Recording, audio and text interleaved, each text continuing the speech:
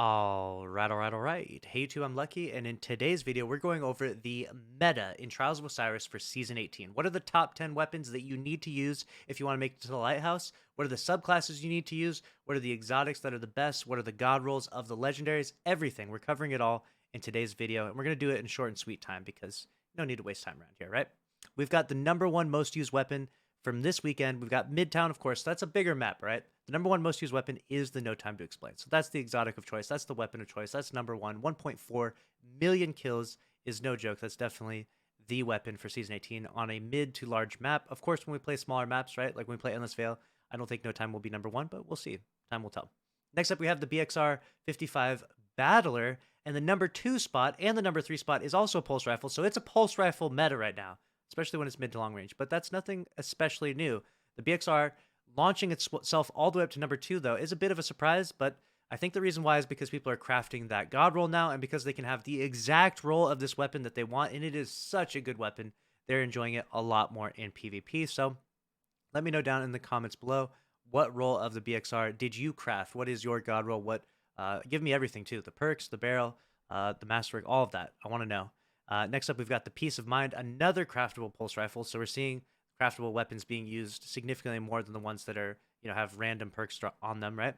And Peace of Mind is a different archetype. We've got the 540, so the fast fire rate. We've got basically a good representation of everything there. We've got the Peace of Mind, 540, we've got the BXR, the 450, and then we've got the No Time to Explain, the slowest fire there altogether. So all the pulse rifles are at the top, and you can see which is the best of each archetype. Which pulse rifle is your favorite out of the top three? Let me know down below.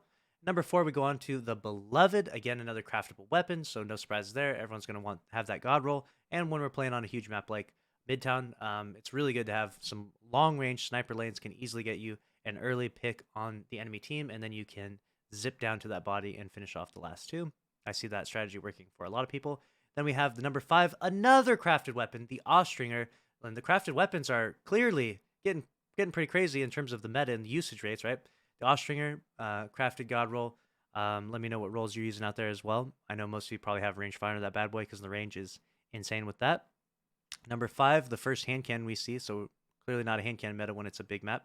Number six goes to the Jade Rabbit, which we've known to be really, really good. And it works especially well on long-range maps, so I can see some people laning across the map with Jade Rabbit. Number seven there goes to the Ace, and Ace is, of course, so good. I've talked about this many times, but that's the second 140 RPM hand cannon. And then we have the Le Monarch, which kind of surprises me a little bit that the Le Monarch has that many kills, because I think a lot of people use Le Monarch, if I'm understanding right, they get a hit with it, and then they swap to a different weapon a lot of times, like hand cannon swap and all that. So to see that many kills with the Le Monarch, I wonder what people are pairing with that to get that many kills, like what, empowering rifts or something, right? Number nine goes to the main ingredient, so fusion rifle still hanging in there. And number 10 goes to shotguns, so shotguns just barely squeezing into the top 10. Very different from what we've seen in the past. Does anyone remember the Destiny Trials meta report that I used to make when it was Fellwinter's Lie number one? How far have we come from that, right? Let me know your thoughts about the balance of the sandbox currently, and then we'll go over an even more detailed statistics right here. We've got the top kinetic and the top energy, so this would be like the top 20, right? So for kinetic, No Time to Explain, we saw that. Peace of Mind, Austringer, Jade Rabbit, Ace, the Rizwalker, and this is from warmind.io, by the way. Then we've got the Wastelander in the kinetic slot, which I'm not too surprised there because you can craft that bad boy, and it's a very, very good weapon once it is crafted. Got the Defiance of Yasmin from the Raid. We've got the Forerunner, which is my personal favorite kinetic to use. I love that thing. That thing is so much fun. I'm surprised it's not higher up on the charts. I think that throughout the season, people are going to start to see how crazy this thing is. Although I guess you don't get infinite ammo, so maybe that's the reason why. Number 10 goes to the Arbalest. We got the Lunar Fusions in there. All right, for energy, we got Battler, Beloved, Le Monarch, like we've seen. Main ingredient as well. And then we got the Without Remorse, okay, craftable shotgun in there. The Out of Bounds, the new SMG that you get from playing Crucible. We got the Pally Adept, no surprises there. That thing's so good. Funnel Web makes it to number 8, my favorite SMG. Number 9 goes to Lawrence Driver. And number 10, the Found Verdict. People getting that god roll with super high handling on that Found Verdict. So that's the top 20 stats overall.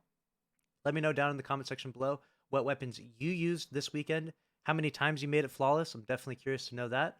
And that's going to be a wrap on the Trials Meta Report. Okay, we had 340,000 players playing at the time I'm making this video. So by the time the weekend's over, probably be around 400,000 players. So that's pretty good amount of people playing Trials this weekend. Let me know your thoughts down below. Make sure to subscribe if you enjoyed. Smash the like button. I'll see you in the next one. Later.